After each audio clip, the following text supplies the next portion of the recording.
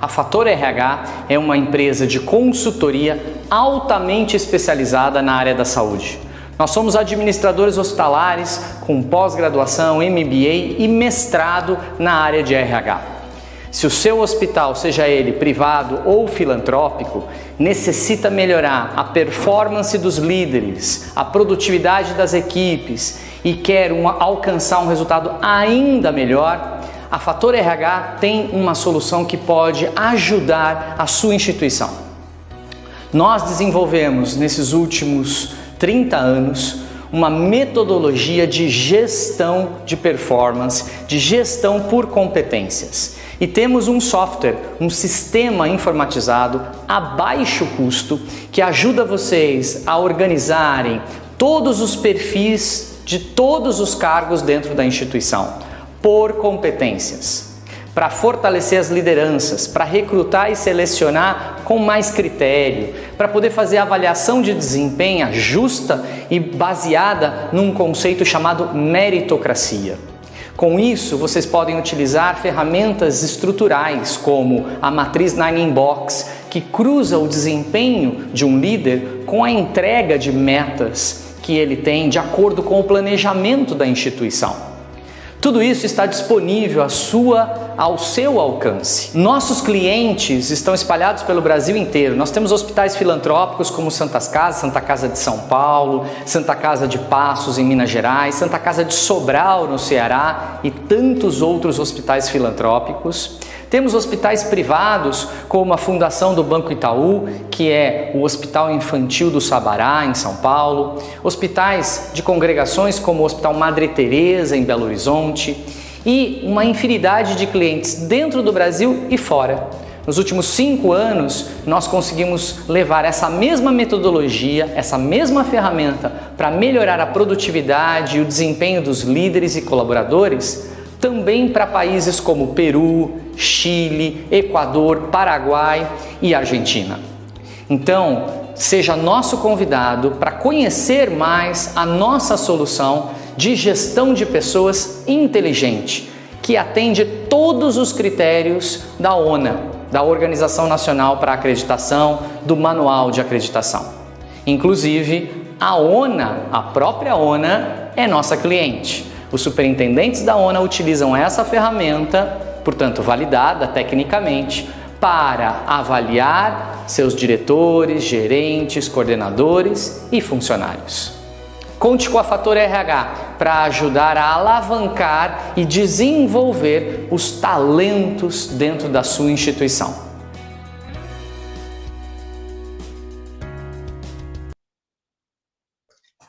Boa noite a todos. Muito bem-vindos a mais um programa Quarta RH.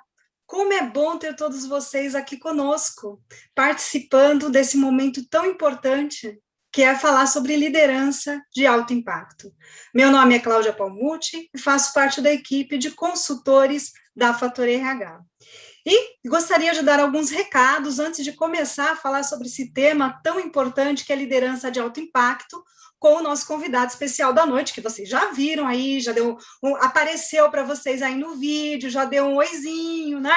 Que é o professor Fabrício Rosso, que estará conosco hoje apresentando o tema liderança de alto impacto.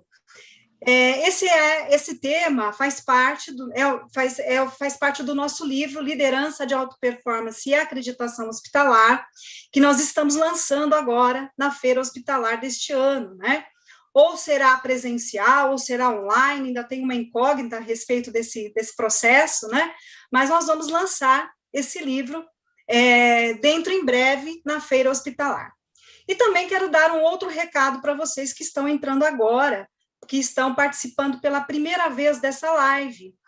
Toda a nossa live nós fazemos sorteio no final, né? Então fique conosco até o fim da nossa live, e você terá a oportunidade de concorrer a 2 livros do professor Fabrício. Você vai encontrar no link, no chat do YouTube, um formulário igualzinho a esse que eu vou mostrar para vocês. Vocês vão ver um link igualzinho que está aqui projetado, e quando vocês clicarem no link, vai aparecer este formulário.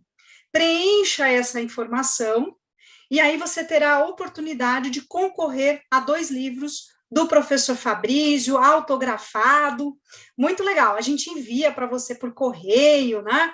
Então, por isso que é importante você preencher todas as informações corretamente. Muito bem. Então, para dar início a essa live de hoje, né? Professor Fabrício já está a posto, já está aí, né? Em outro estado, vou contar as fofocas da noite de hoje, né? Então, o professor Fabrício não está em São Paulo, estava num cliente, né?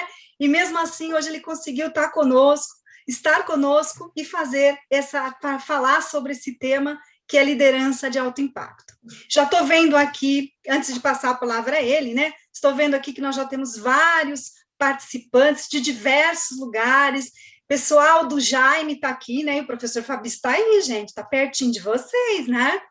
Ele está aí no Espírito Santo. Então, já pode fazer pergunta difícil também, que ele vai responder tudo o que vocês quiserem.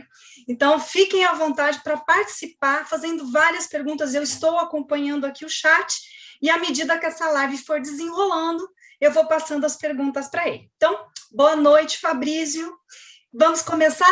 Quer se apresentar? Porque acho que tem muita gente, né? Embora você seja bastante conhecido, ainda tem bastante gente que não te conhece. Então, eu vou te pedir a gentileza de se apresentar e depois eu vou começar a conduzir essa live com algumas questões importantes sobre esse tema. Boa noite. Boa noite, Cláudia Bernardes. Um prazer estar com você aqui, né, nessa live da Quarta RH. Eu acho que é super importante. Eu tenho divulgado muito a Quarta RH para os hospitais onde nós estamos trabalhando agora, já presencialmente, com todos os cuidados, máscara, álcool gel. Mas eu tenho divulgado porque é um projeto de responsabilidade social. Ele nasceu no meio da pandemia, no comecinho da pandemia no ano passado, quando a gente ficou isolado e a gente queria contribuir com os gestores, com os hospitais, com os líderes. E aí a gente achou esse canal através do Zoom e do YouTube para poder compartilhar um pouquinho daquilo que a gente sabe para fortalecer as lideranças na área hospitalar. Então, é uma alegria muito grande estar aqui com vocês hoje. Meu nome é Fabrício, eu sou administrador hospitalar de formação, fiz mestrado na área de RH, acabei me especializando em liderança, dinâmica das organizações na Fundação Getúlio Vargas e, obviamente, né, fui desenvolvendo aí toda a minha carreira dentro de hospital. Costumo dizer que eu nasci em hospital e fiquei, né, porque todo o meu histórico é vinculado a uma instituição de saúde. Eu já estive do outro lado do balcão, como funcionário, como gestor, e hoje, né, como profissional de RH, venho ajudando os hospitais. Hoje eu estou em Vitória, estava aqui próximo da cidade de Vitória, né, num outro município, que é Cariacica, num cliente nosso, e tem muitos amigos aqui, né? Queria agradecer e mandar um abraço aí para todo mundo da Cora Saúde. Fiquei sabendo que o pessoal lá do Hospital da Praia da Costa montou um grupo de líderes, provavelmente no auditório, para assistir e depois discutir essa live. Então, meu abraço aí para a Karina. E para os outros gestores também, né? O pessoal de Cuiabá, que também falou que ia fazer algo semelhante, o pessoal do Anchieta lá em Brasília, enfim. É uma alegria muito grande poder estar aqui com vocês para compartilhar um pouquinho do que é liderança de alto impacto.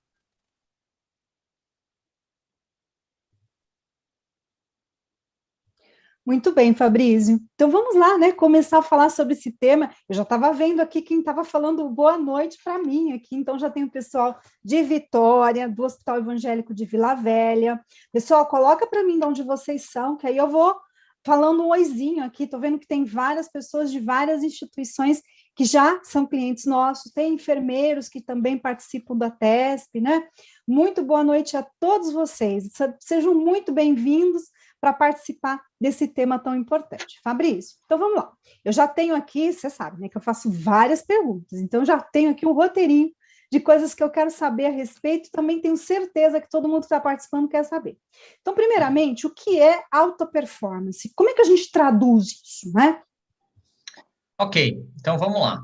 Alta performance, o nome performance, na verdade, é um termo em inglês, significa desempenho, né? Quando a gente está falando de alta performance, nós estamos falando de líderes e equipes que entregam um resultado acima do esperado, que vai além, né? Que não fica só no arroz com feijão, mas que consegue fazer desse trabalho do dia a dia uma entrega que é superior, né? Um desempenho superior.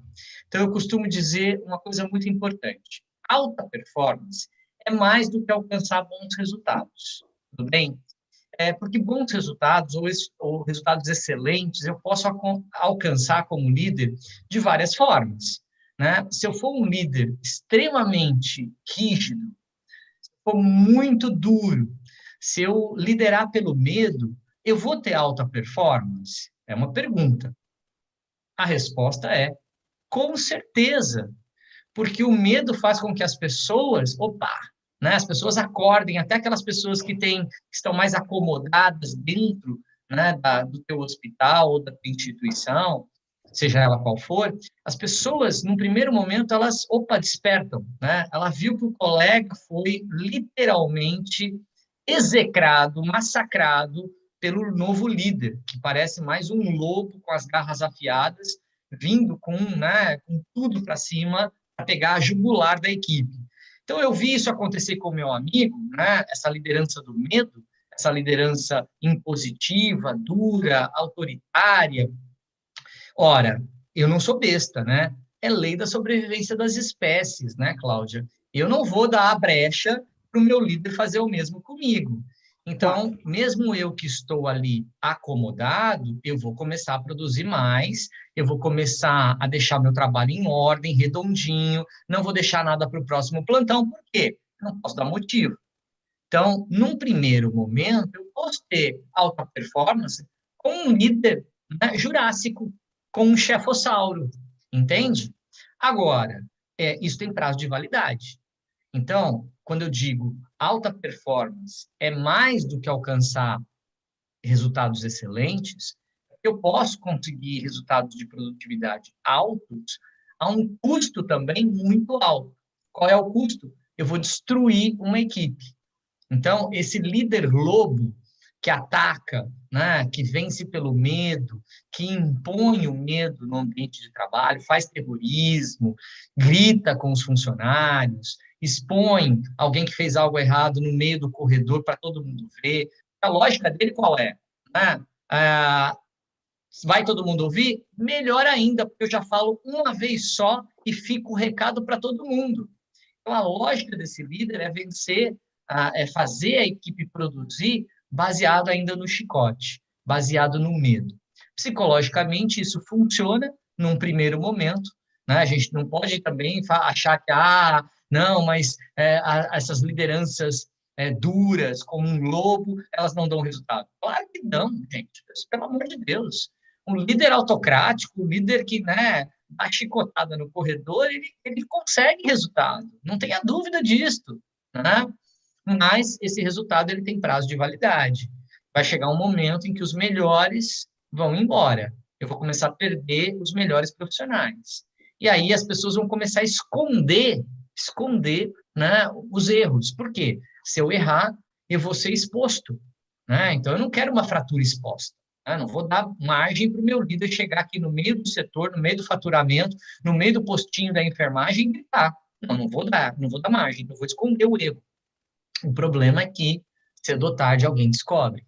E aí vem o líder, né, badando para pegar você, porque ele descobriu que você enfiou o erro debaixo do tapete. E nessa hora, em vez de eu dizer que eu errei, eu vou terceirizar o erro. Né? Tem gente que até quarteiriza o erro, né? Consegue fazer um malabarismo para justificar que todo mundo pisou na bola menos ele. Ele foi, né, uma consequência do erro que veio da farmácia, do erro que veio da nutrição, da hotelaria, do faturamento, do centro cirúrgico. Então, esse líder, né, quando ele está ali, né, esse colaborador, quando ele está ali exposto por um líder lobo, que ataca, que quer alta performance à custa do medo, ele costuma jogar a culpa para os outros, colegas de trabalho e para os outros setores. E aí, quando eu jogo a culpa para o outro, eu começo a ter um efeito dentro da equipe que é devastador. Né? Se eu culpei você hoje, amanhã, né, você vai dar um jeito de me dar o troco. Sabe aquela velha história, né? Quem bate, esquece. Quem esquece, não esquece. Tá? Quem bate esquece. Quem apanha nunca esquece. Então, assim, você me culpou, você me colocou numa situação, você distribuiu a culpa para mim, deixa estar. Da próxima vez, eu dou o troco. Então, o que acontece? Os melhores funcionários foram embora e quem ficou começa a brigar entre si. Quando a equipe começa a brigar entre si, mesmo com todo o terrorismo do mundo, eu não consigo mais sustentar a produtividade, eu não tenho mais entregas superiores, eu não tenho resultado. Então, a curva da minha alta performance é como uma montanha-russa, ela sobe rápida, mas ela desce rápida também. Então, alta performance é mais do que alcançar bons resultados, ok? Eu diria para você, vamos pegar um líder bom agora, né? Esquece o lobo. Vamos pegar o líder competente, o líder que faz a diferença. Esse líder de alta performance, ele tem uma característica que marca a presença dele. Pode reparar, né? Ele é um grande distribuidor de energia. Já viu isso? Um líder que alta performance é o camarada que, puxa, ele até às vezes trabalha em excesso, mas ele tem um entusiasmo, ele tem uma garra. Se ele acordou às 4 da manhã, não importa, ele está lá às 8 horas dando treinamento, ele está lá às 8 horas fazendo reunião com o time, como se ele tivesse levantado, dormido a noite inteira. Então, ele é um grande distribuidor de energia. Ele tem entusiasmo e ele procura buscar o entusiasmo das pessoas. A gente costuma dar muito treinamento, né? Ao longo aí desses 25 anos, a gente formou muito líder na enfermagem, líderes médicos, líderes de diversas áreas de hospital e fora de hospital, às vezes, também, em operadores. E aí, o que acontece? Eu lembro um pouquinho antes da pandemia, um último treinamento que eu dei presencial sobre feedback, sobre gestão e engajamento de equipes, e a ideia era desenvolver os líderes para buscar resultado superior, alta performance. E aí a gente ensinou feedback de elogio. Por quê? Tem muitas coisas que desengajam pessoas, correto? Você pode fazer um monte de coisa que faz com que a pessoa fique insatisfeita, desmotivada e não trabalhe de uma forma bacana para gerar alta performance.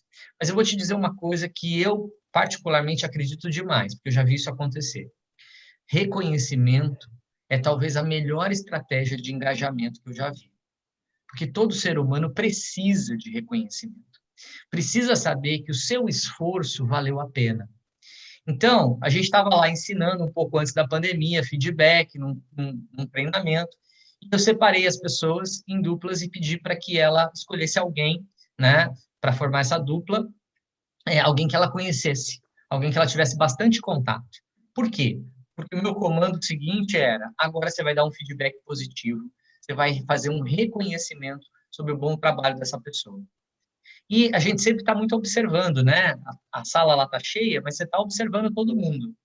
Inevitavelmente, sempre tem um ou outro líder que vai dar um feedback de elogio e você olha para o camarada, você vê a cara com que ele está falando, o tom de voz baixinho que ele fala, sem vida, sem entusiasmo, aquilo não é um elogio, aquilo é um velório, entende?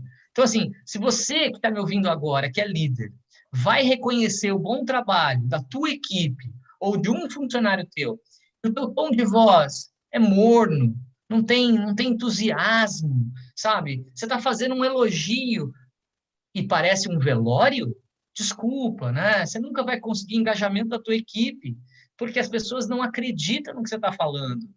Então, tem até uma historinha muito interessante, me permite aqui um pouquinho, Cláudia, mas acho que é bacana a gente compartilhar, né? Tem uma história, uma parábola, vamos chamar assim, de um gestor hospitalar, um líder que cansou de ser líder em hospital, né? Cansou de ser gestor, falou, não, eu vou fazer um ano sabático, eu vou pegar todas as minhas economias, a minha rescisão, eu vou em busca da felicidade, né? Bacana, pegou lá a rescisão dele, né? Estudou muito, falou, não, tem uns monges que moram lá no Nepal, que, segundo algumas lendas, descobriram o segredo da felicidade. E lá foi esse gestor hospitalar, né, para o Nepal.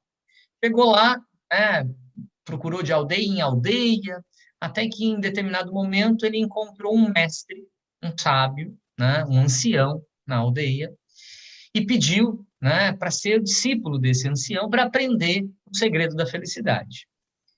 O ancião, muito, né, acolhedor, olhou para ele e falou assim: você quer aprender o segredo da felicidade? Tá bom? Então eu vou te dar um desafio. Tá vendo aquela montanha lá em cima? Aquela caverna lá em cima na montanha, aquele buraco lá? Ok? Vá lá, fique lá 5 anos. E daqui a 5 anos você volta.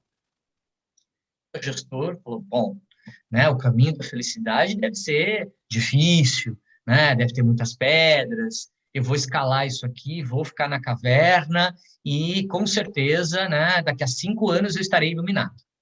E assim o fez. Ficou lá esse período todo. Quando deu 5 anos, ele voltou para a aldeia, né, encontrou o mestre. E antes que ele pudesse falar, o mestre olhou para ele e disse assim: muito bom.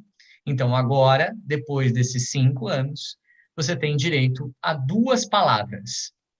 Somente 2. Como ele ficou recluso, né? Lá na caverna, embora o pessoal levasse alimentação para ele, ele ficou lá sem conversar com ninguém durante todo esse tempo. O mestre deu 2 palavras para ele. Ele olhou para o mestre e disse: cama dura. Com toda a bondade, com toda a sabedoria que tinha aquele ancião, ele olhou para esse gestor hospitalar e disse assim: tá vendo aquela montanha?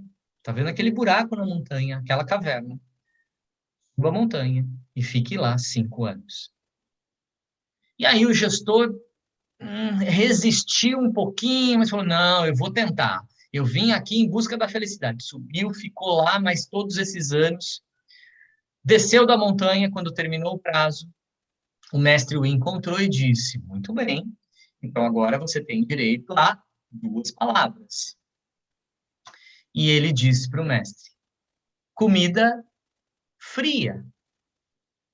O mestre olhou para ele com toda a bondade e sabedoria e disse: tá vendo aquela montanha? Tá vendo aquele buraco na montanha, aquela caverna? Suba lá e fica mais 5 anos lá. E aí o líder já começou a subir o caminho, chutando as pedras, né?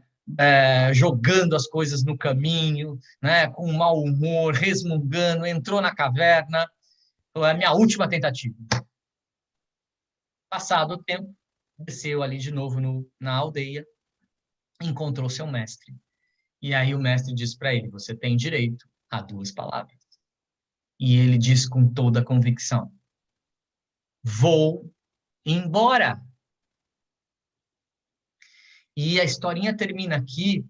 Eu acho que o mestre, né, esse ancião, esse sábio, ele não deve ter dito, mas ele deve ter pensado alguma coisa assim: já vai tarde, desgraçado. Tá esperando o quê para ir embora? Você não entendeu nada. Te dou 5 anos para você pensar na vida, para escolher 2 palavras, e você me diz cama fria. Mais 5 anos, comida dura. Né? Ao contrário, cama dura, comida fria. É claro que você tem que ir embora. Veja, quando a gente fala de alta performance, a grande característica de um líder e de uma equipe que entrega resultados superiores é que ele é uma equipe que sabe o segredo da felicidade, que tem energia, que tem entusiasmo, que tem um ambiente de trabalho saudável. Porque o outro líder, o lobo, também tem alta performance, mas tem um ambiente tóxico. E isso, em algum momento, vai fazer com que a equipe se dissolva, como se fosse papel em água. O líder inteligente, ele estimula as pessoas a fazerem mais, a darem o seu melhor, a tirar de dentro das pessoas o que elas têm de melhor. Isso é um líder de alto potencial. Isso que você trouxe, Fabrício, é bem interessante, né? O quanto é importante você criar um ambiente adequado, né, para que as pessoas possam ter alta performance.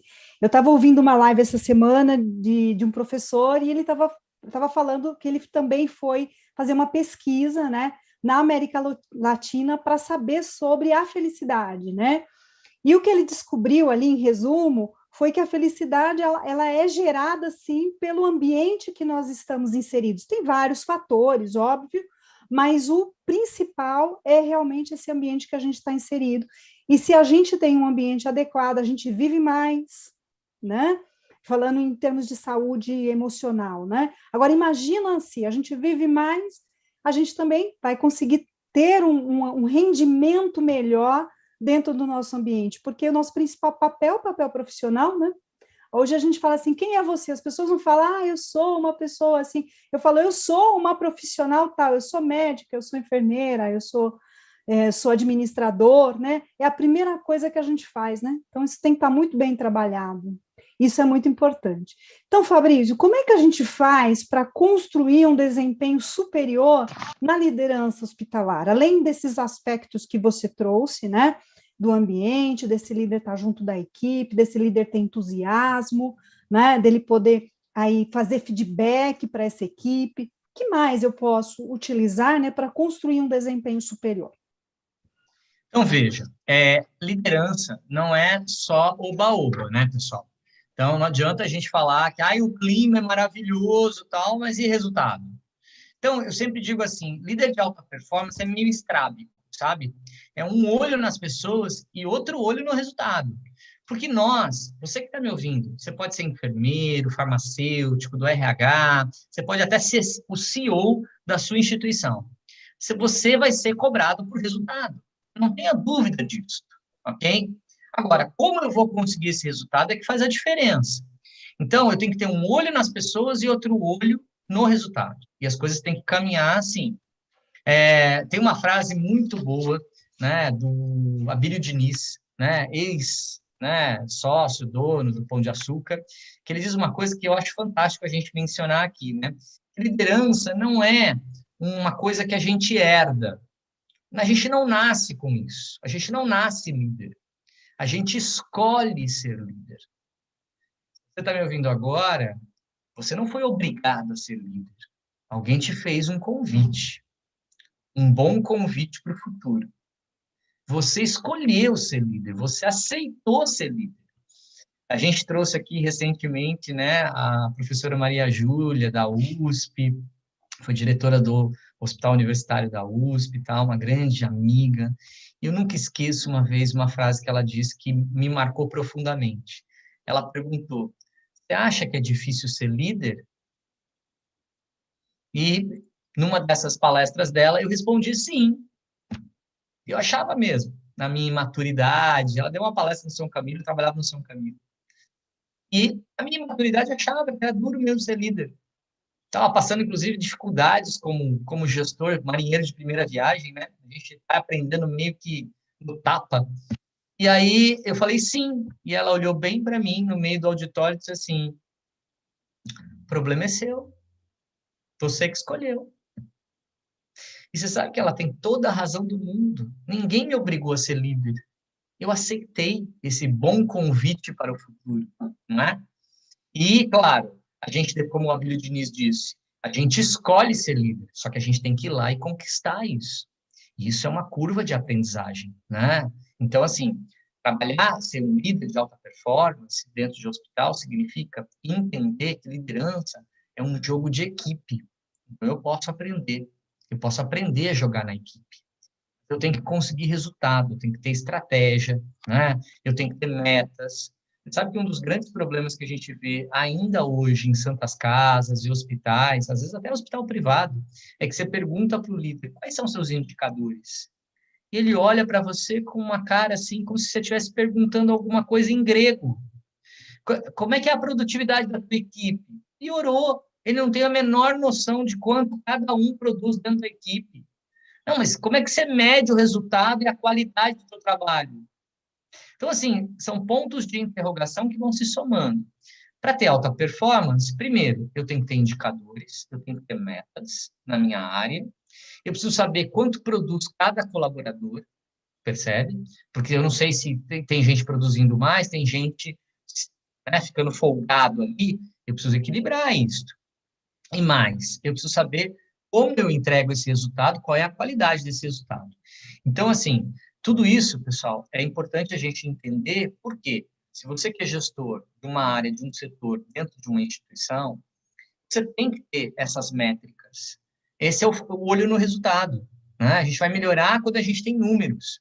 Eu costumo dizer, quando a gente implanta gestão por competência, eu estou aqui em Vitória, né, fazendo esse trabalho de preparação de várias instituições, várias unidades para avaliar desempenho, e veja, você tem que ter critérios, você tem que ter números. Não existe milagre com gente. Com gente, existe gestão. Então, para desenvolver essa habilidade de alta performance, primeiro, se você está achando que vai contratar funcionários maravilhosos que vão resolver tua vida, desculpa, tá? Nenhuma equipe vira uma equipe de alto desempenho sozinha. Equipes de alta performance têm, primeiro, líderes de alta performance. Isso significa uma coisa super importante. Você está me ouvindo? Primeiro, como é que eu vou aprender mais a ser líder? Então, assistindo essa live, lendo livros de liderança. Pessoal, a gente lê tão pouco. Se eu fizesse uma pergunta para você agora que está acompanhando a nossa live, nos últimos 12 meses, quantos livros você leu de gestão? Eu vou te dizer a minha média, né? Outro dia até minha esposa, que deve estar me ouvindo aqui, aliás, deve estar lá no telão em casa, minha esposa, minha mãe, meus filhos, tudo lá. Um beijo para vocês. Minha esposa outro dia falou assim, você tem que limpar esse criado mudo aqui, que tem pilhas de livro, ok? Eu posso dizer para você que eu não li todos estes livros do início ao fim, porque alguns livros, sim, que eram muito bons, eu me apaixonei pelo livro e fui, até a última página, desde a dedicatória até a última. Mas a maioria deles, eu me interesso por algum tema do livro, e aí eu aprofundo aquilo, e eu vou lendo e vou revezando os meus livros, porque isso me ajuda a ter mais oxigênio também para levar para o meu trabalho e para a minha equipe na Fator RH. Eu li, nos últimos 12 meses, 9 livros, e achei pouco. A média no Brasil, sabe quanto é? 1,2. E veja, não estou falando de cidadão comum, não, estou falando de liderança. Pesquisa feita o ano passado, em dezembro, 1,2 livros o líder lê por ano. Aí você quer ser um bom líder como? Tom Peters, você já deve ter ouvido falar nesse consultor. Tom Peters, outro dia num vídeo, falou uma coisa tão fantástica, gente. Ele disse o seguinte, que a mãe dele ensinou para ele, desde pequeno, que se ele queria ser alguém, ele tinha que ler mais do que o melhor colega na turma dele. Ele tinha que ler mais do que o outro cara na outra mesa de trabalho. Que ele tinha que ler mais que a maioria dos seres humanos. E ele, falando nesse vídeo, falou assim, minha mãe tinha razão.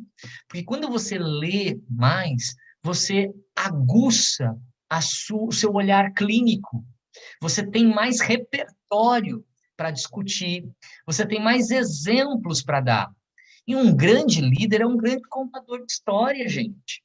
Você tem que levar histórias emocionais. Vocês já devem ter ouvido falar naquela técnica, né, que se usa agora, storytelling. Né? O que é isso? É o contador de histórias. A gente tem que levar histórias que façam sentido para a minha equipe, histórias que deem esperança para a minha equipe. Pequenas histórias, não preciso contar um livro, né? Mas essa parábola que eu contei hoje para vocês, da felicidade do mestre da montanha, é algo que você pode levar e discutir com a tua equipe. Né? A gente precisa de gente que acredite que com 2 palavras pode achar a felicidade. E não ficar falando cama dura, comida fria, vou embora. Já devia ter ido. Né? Então é isso, tá? A gente tem que ler mais, a gente tem que estudar mais. Tem atalho, pessoal. Essa é a realidade. Fabrício, o pessoal está falando assim também aqui, né? No chat, o pessoal está parabenizando, fazendo vários comentários aqui no chat, e tem uma questão que o pessoal colocou. O autoconhecimento também é uma ferramenta para a auto-performance de um líder? Sim, com certeza. Acabamos de falar que você tem que ler, porque isso te aguça os sentidos, te dá repertório, te dá mais informação que você transforma em conhecimento e aplica na prática. Veja, vou dar um exemplo para vocês. Essa pandemia, você viu que muitas instituições, a Fundação Getúlio Vargas, PUC, USP e outras instituições pelo país abriram, até a ONA, na acreditação hospitalar, abriu cursos gratuitos, EAD, online. No início desse ano, eu fiz um curso com a PUC do Rio Grande do Sul, que a gente não pode deixar mais de ser aluno, pessoal, né? Nos anos 90, a gente criou o 4º grau. Tem gente que ainda não entendeu isso, nós já estamos em 2021, gente, pelo amor de Deus. Até os anos 90, a gente tinha ensino fundamental, ensino médio e ensino superior. Depois dos anos 90, veio o 4º grau. Sabe como é que chama o 4º grau? Educação contínua. É o que hoje os especialistas que gostam de falar em inglês chamam de lifelong learning. Lifelong learning é aprendizado contínuo o resto da vida, gente. Se você parar de estudar, parar de aprender, parar de fazer, né, essas conexões cerebrais, desculpa, você vai ficar muito para trás. Ainda muito para trás mesmo. E hoje a única coisa que está parada na área da saúde é poste. O resto está se mexendo. E liderança tem que se mexer ainda mais. O quanto é importante a gente estar sempre se renovando, né, Fabrício? Então, hoje, pessoal, tem muita coisa bacana que você vai encontrar, né? Então, por exemplo, vou dar um exemplo. No site da ONA tem um monte de curso lá, IAD, que você pode entrar, que você pode fazer de curso de curta duração, né? Para quem quer aprender a contar história, eu vou indicar um site. Arte de Despertar, é uma equipe que vai nos hospitais, fazendo contação de histórias. Curte lá o Instagram deles, é uma ONG, então eles têm assim, um trabalho bem bacana para quem quer aprender aí a contar histórias, né? E autoconhecimento, que o Fabrício colocou aqui, o pessoal também estava perguntando, semana que vem a gente vai ter uma live falando sobre inteligência emocional, que também pode ajudar você a pensar nesse autoconhecimento, né? Porque aí você pode buscar um coaching, também é legal, né? É importante, às vezes, a gente buscar ajuda para a gente entender um pouquinho como que é a nossa liderança, se eu estou sendo lobo, né? Muitas vezes, muito lobo, se eu posso mudar a minha estratégia enquanto líder, o quanto é importante, né? E a leitura fundamental, minha filha, Fabrício, vou te contar, ela leu o ano passado 25 livros, e ela ficou assim, eu estou quase terminando, mãe, eu ponho nesse ano ou ponho no ano seguinte? Eu falei, você está quase terminando, você vai colocar como número 1 do próximo ano, né? Porque só vai considerar como terminado depois que terminar de ler. Então, é muito legal essa questão, né, do quanto é importante essa leitura e fazer todo esse processo de atualização. Além disso, que Cláudia, você comentou... Oi, fale, Fabrício, fale, você falou aí de 20 livros, parabéns para sua filha, isso é fantástico, né? Não tem pai no mundo que não fique feliz com isso. Nossa eu tenho uma meta pessoal minha, né? Como eu vi a estatística da leitura de livros dos líderes no mundo, inclusive no Brasil, que dá 1, alguma coisa, que é de entristecer qualquer coração, mas a média, por exemplo, na Europa e nos Estados Unidos, na liderança, são 12,5 livros. Então, minha meta para este ano é chegar no 13. Tipo Tom Peters. E é assim que a gente tem que se desafiar, né? A gente tem que buscar levantar a barra do nosso próprio desempenho. Eu não posso eu falei 9, tá bom. Não, se os caras lá na Europa, os líderes, que podia ser um líder como eu, né? No outro lado do mundo, lê 12,5, eu vou ler 13. Então, assim, é isso que a gente busca alta performance a partir disso, entende? Um líder de alta performance é um distribuidor de energia e é um cara que vai subindo a barra dele mesmo e depois a equipe vai acompanhando, porque ele é o exemplo. Aliás, uma dica, as pessoas não seguem ideias, as pessoas seguem líderes. Depois elas seguem as ideias. Então, se você for o exemplo, as pessoas vão vir com você e você levanta a barra e você vai passando e as pessoas vão com você. Isso. Então, é isso mesmo. E quando a gente é o exemplo, né, por isso que eu trouxe esse exemplo aí, né, de leitura, né, até falei da minha filha, porque a gente também lê muito. E aí na equipe, né? Se eu quero que a minha equipe se desenvolva, eu preciso ser esse exemplo de falar assim, não, vamos conseguir fazer aí todo o processo. E estabelecimento de metas, né, Fabrício? Eu cansei 13, parei no 13, tá bom, tá maravilhoso? Não, esse ano foram 10, foram 20, quantos foram? Para o ano que vem eu quero fazer algo diferente, né? E com qualidade também, né, pessoal? Acho que é importante definir o que eu vou estruturar aí de conhecimento, o quanto é importante. Além disso que a gente está colocando, Fabrício, há algum outro recurso, alguma outra ferramenta essencial para ser um líder de alto impacto que você recomenda, que você fala, além dessas questões que a gente trouxe de leitura, de estar sempre se aperfeiçoando, buscando novos cursos, essa questão do autoconhecimento, né, de ser o exemplo. Tem mais algum outro recurso ou ferramenta que você recomenda? Tem. Eu acredito muito que, assim, a gente não pode mais encapsular conhecimento. Assim, antigamente, né, até alguns anos atrás, a gente tinha a ideia de que conhecimento está ligado a um verbo saber.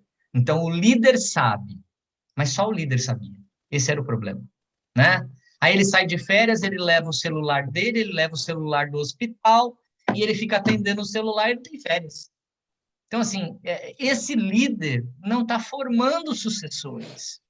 Se a gente olhar, por exemplo, as certificações de qualidade na área da saúde, especialmente as internacionais, elas estão apertando o parafuso dos hospitais para criarem programas de sucessão de líderes. E uma coisa é certa, se eu não tiver alguém para assumir meu cargo, eu também não vou subir. Porque quem está lá em cima não vai me tirar daqui, porque não tem ninguém para ocupar essa função. Então, se eu quero crescer, se eu quero ter resultados, eu preciso formar gente. Algumas pessoas, às vezes, acham que não, o líder tem que ser uma árvore. Eu discordo. Líder não é árvore. Líder de alta performance, de alto impacto, é semente. Nós temos que ser a semente. E nós temos que fazer com que essa semente ela se multiplique e dê várias árvores. Não preciso eu crescer, não preciso eu ser, né, uma árvore frondosa. Mas quanto mais pessoas na minha equipe crescerem, mais eles estarão me levando para o alto. Então, assim, a força de um líder de alta performance não está na caixinha do organograma, né? Está na equipe, na capacidade da equipe. Então, treinar essa equipe, você falou de, mas e o meu funcionário lê? Eu vou fazer uma pergunta para você que está me ouvindo aqui. Quando foi a última vez que você leu um livro em grupo com seu time? Por RH, a gente tem, sim, né, um hábito, né, de anualmente escolher um livro e trabalhar esse livro com as equipes. Vou dar um exemplo para vocês, né? Com a pandemia, a gente foi buscar recursos para melhorar a produtividade. Você me perguntou de ferramentas, Cláudia? Você Sim, sabe disso, a gente falou muito no sei. ano passado sobre Pomodoro, a técnica do Pomodoro, ok? Eu ensinei muitos gestores no Brasil, no Equador, no Chile, na Argentina, a usar a técnica do Pomodoro. E eu, com a minha equipe, lá com a Silvia, com a Sônia, com a bibliotecária Dona Ireda, com os estagiários, com o pessoal da mídia, eu tenho feito, né, ao longo deste ano, reuniões para a gente discutir o capítulo, cada capítulo do livro. Tem gente, desde consultor até profissional operacional, que está lendo o livro. E agora a gente cada um escolheu uma tarefa para usar a técnica Pomodoro, que, para quem nunca ouviu falar, vale a pena, ok? Não vou entrar aqui no mérito, porque não é o nosso objetivo, mas a técnica Pomodoro eu trabalho 25 minutos focados num processo sem desvio, sem WhatsApp, sem celular, sem e-mail, sem distração. 25 minutos. Aí eu faço uma pausa. E cada 25 minutos a gente considera um Pomodoro. Então, por exemplo, fiquei sabendo recentemente aí, né, da minha equipe da área financeira, que na hora de fazer emissão de boletos, se gasta aí em torno de 3 a 4 pomodoros para emitir boletos todos os meses. Isso é bacana, é uma medida de produtividade, gente. Então, a gente tem que buscar. Eu não vou usar Pomodoro para todas as tarefas, não é isso. Mas aquelas crucialmente importantes, eu tenho que saber medir. Eu tenho que ter números, né? Onde há números, há gestão. Então, o caminho é por aí. Isso é muito importante, né, Fabrício? Olha, pessoal, eu vou dizer para vocês, funciona, tá? Eu trabalho com o Fabrício, né? Então, eu sei que funciona, né? Sou uma prova viva, né? Porque a gente aplica também, lê o livro, e é bem bacana usar todas essas ferramentas. Fabrício, eu estou com uma pergunta aqui para você, que é o seguinte, né? Vou fazer um resumo aqui da questão colaborador que não colabora, né? Aquele que dá um perdido. Imagina, todos os funcionários são bons, comprometidos, não é Ótimos, verdade? né, Fabrício? A gente não pode Claro. brincar de roxinho, né? É feio fazer isso.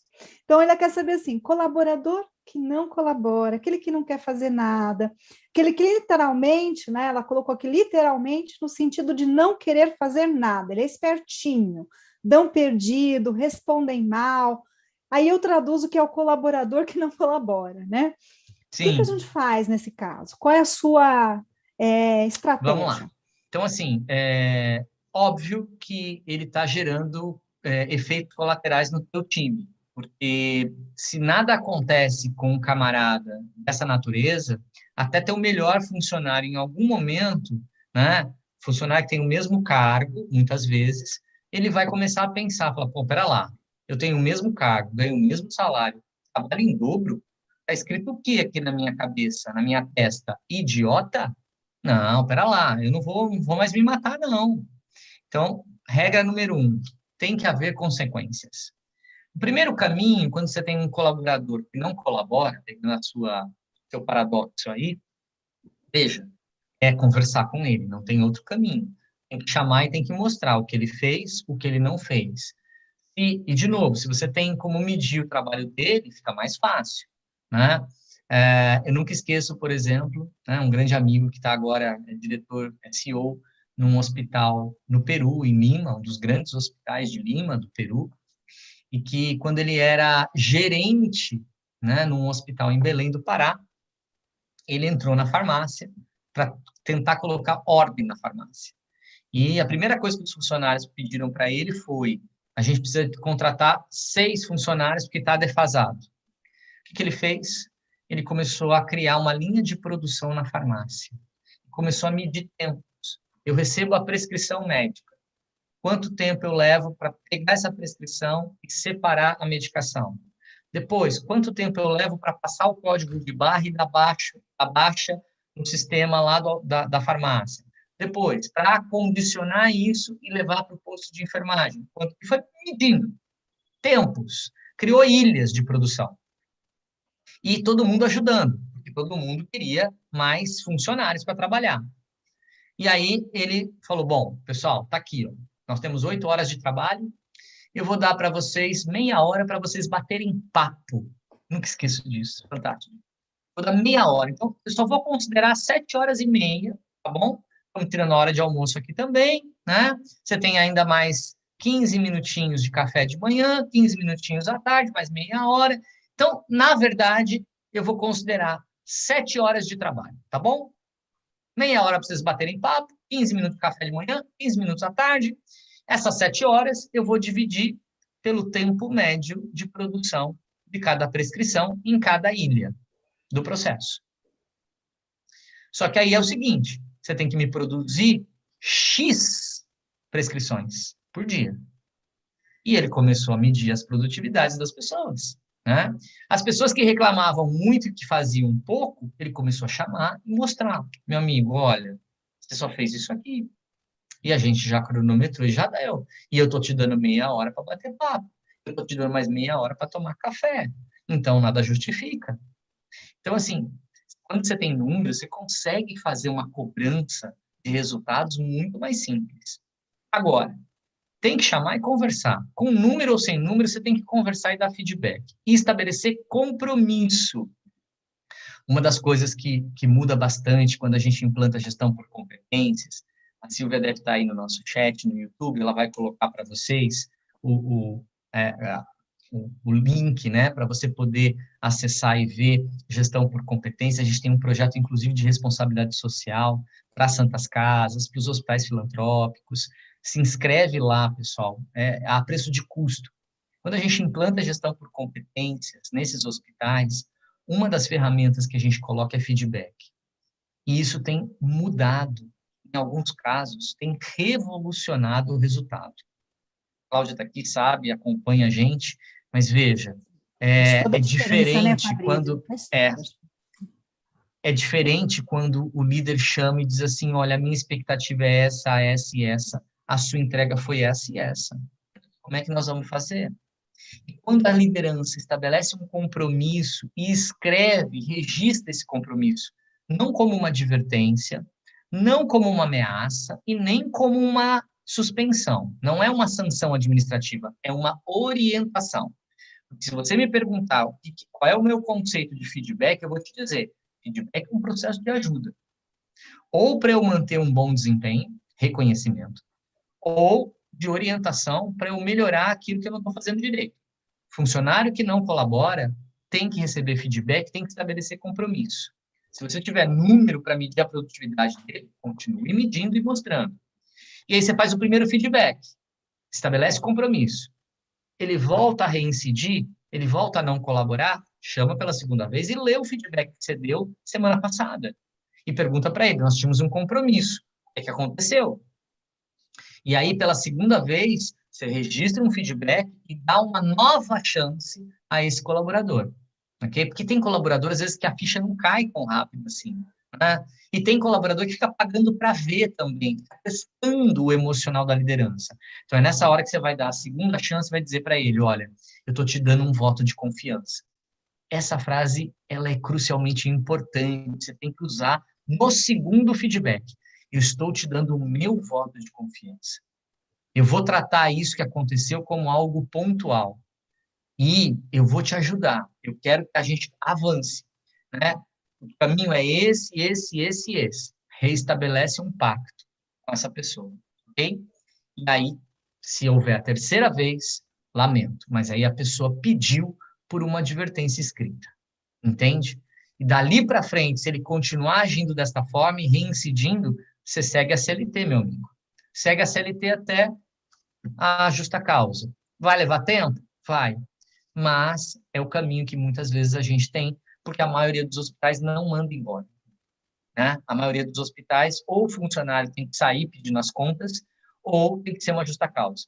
E aí você mostra para o camarada. Se o camarada é do mal, ele conhece mais CLT que o cara do DP.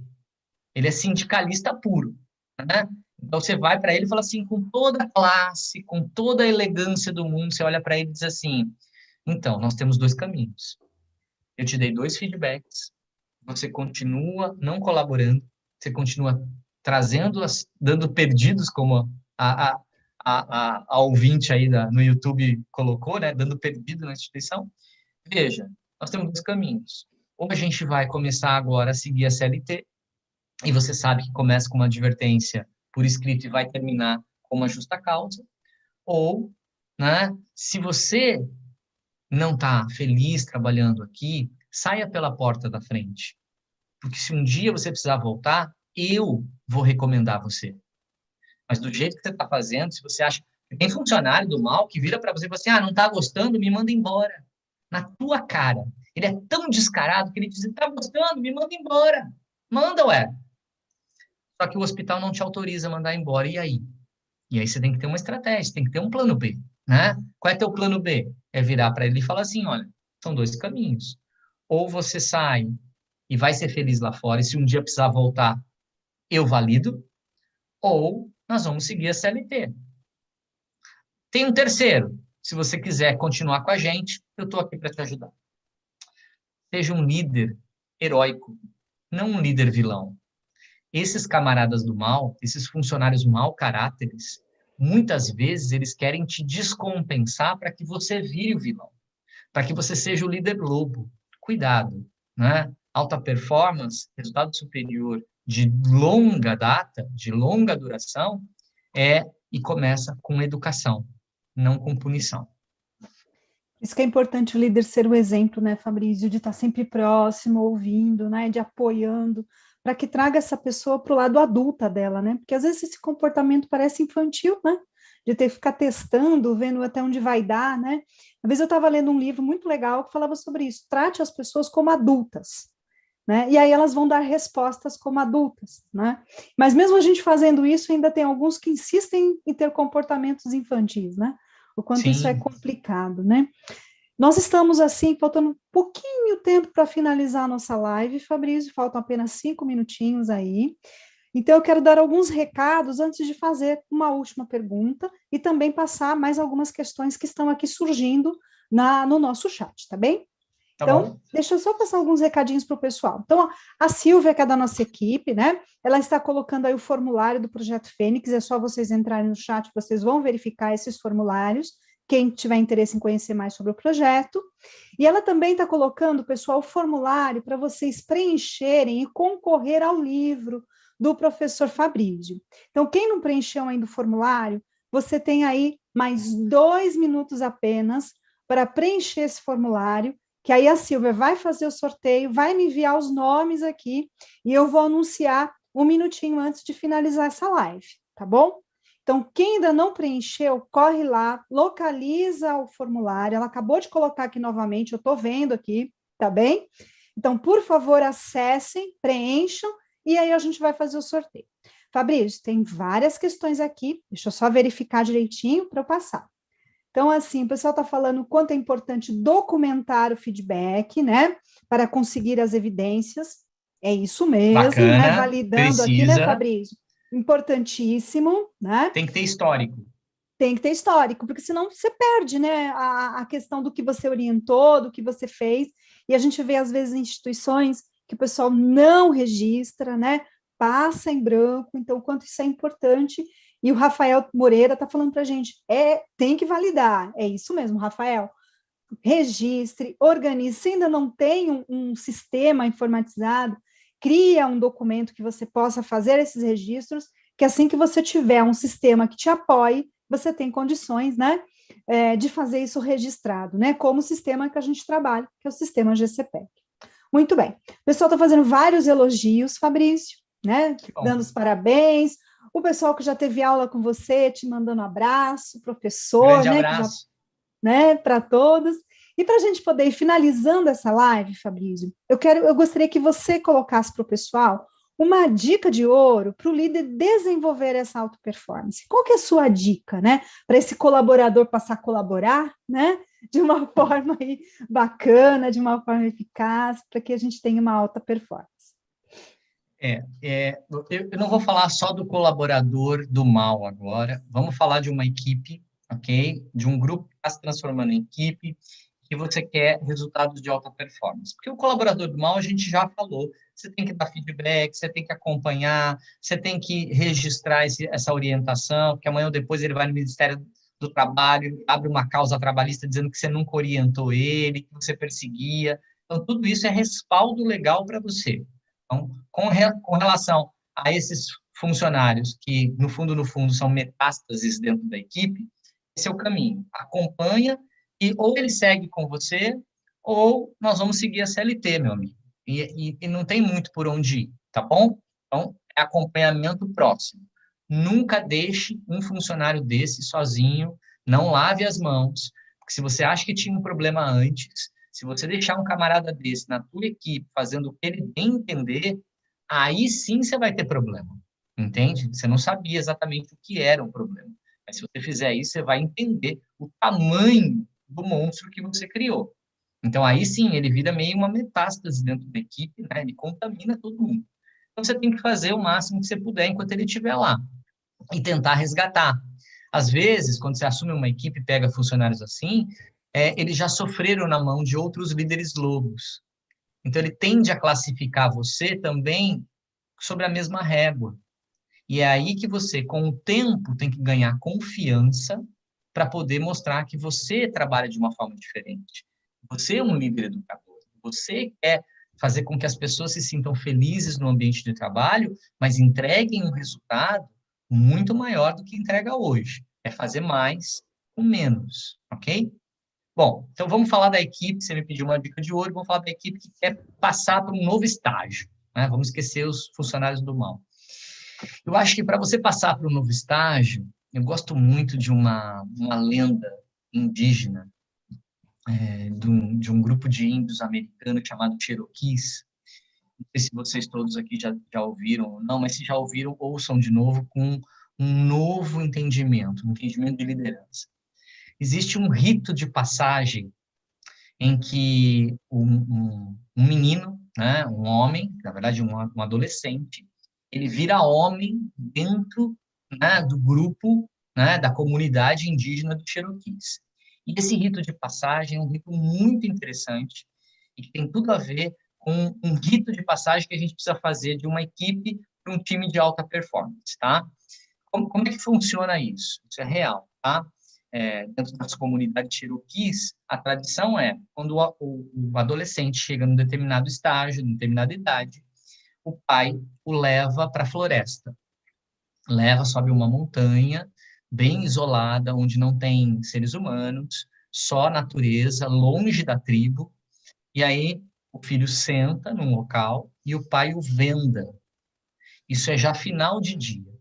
Então está começando a noite, né? E ele tem que ficar vendado e sentado neste local até os primeiros raios de sol do dia seguinte. Ele não pode tirar a venda. Esse é o rito de passagem. Porque durante aquela noite vai acontecer muita coisa. Então, de repente, imagina você, né, fazendo esse rito de passagem, você está sentado lá, te vendaram, teu pai te vendou, e aí você ficou ali, sentado. E daqui a pouco você ouve o barulho, né, da floresta, você ouve o barulho de possíveis animais, né? Naturalmente você vai sentir medo de ser atacado por um animal, né? Vai cair a temperatura, você vai sentir muito frio, você pode passar sede, fome, e você vai passar uma noite inteira em claro, com os olhos vendados. Qualquer barulho é como se potencializasse um barulhinho de um grilo num barulho de um monstro gigante. Então, tudo isso você vai ter que viver e lidar, e você não pode arrancar as vendas, ok? Até que chega o dia seguinte. Nos primeiros raios de sol, por isso que ele está numa montanha, nos primeiros raios de sol, ele tira a venda. E aí, quando ele olha para trás, ele percebe. A poucos metros dele, sentado, estava seu pai. O pai participou desse rito de passagem sem o filho saber, a noite inteira. Ele ficou ali garantindo e protegendo, né, o filho, sem o filho saber. E, na verdade, liderança, muitas vezes, é isso. Eu lembro quando eu comecei minha carreira como consultor, como gestor, como administrador hospitalar, um belo dia eu tive um rito de passagem. Uma gerente minha, na São Camilo, Estefânia, virou para mim e falou: você vai para esse hospital assim, assim, assim, fazer isso, isso, isso. E eu olhei para ela e falei: não, espera lá, isso é para sênior, né? Eu não sou nem júnior. E aí ela falou: não, você vai. Gente, foi o maior desafio da minha vida. Eu fui para esse hospital como um grande especialista. Eu tive que estudar muito, eu tive que me virar, eu tive que buscar referência, eu fui atrás, eu caí na fogueira. Só que, quando eu voltei com os resultados, ela me contou que tinha colocado uma segunda pessoa na equipe que estava lá, naquele hospital, uma segunda pessoa, sênior, que estava ali, preparada para me ajudar para qualquer coisa, no que eu precisasse. Só que ninguém me contou. Ou seja, foi o meu rito de passagem. Eu fiz um salto gigante como gestor, como líder, por causa dessa experiência. O que eu estou propondo para vocês aqui, como dica de ouro, é que, às vezes, a gente enxerga potencial nas pessoas. Eu tenho uma equipe boa, mas se eu não der esses desafios, esses ritos de passagem, elas nunca vão descobrir o quanto elas são capazes. Eu nunca deixo nenhum consultor, eu não deixo nenhum consultor na jaula trancado com os leões. Eu posso colocar o consultor com o leão, mas a jaula está aberta e eu estou do lado, mesmo que ninguém me veja. E aí, fechando essa história aqui, pessoal, eu digo para vocês, se eu quero uma equipe com alto desempenho, eu tenho que dar desafios de alto desempenho. Mas eu não posso abandonar. Um líder é aquele que vê mais. Um líder é aquele que vê primeiro e vê mais longe. Por isso, ele sabe exatamente quando agir, como agir, e nunca, em hipótese alguma, abandonar a equipe. Acho que se a gente conseguir fazer isso, se a gente conseguir ver mais e desafiar mais, sem deixar a jaula trancada com os leões, a gente vai fazer gente voar, gente crescer. E quanto mais as pessoas crescerem no teu time, mais resultados você terá. Não tenha dúvida disso.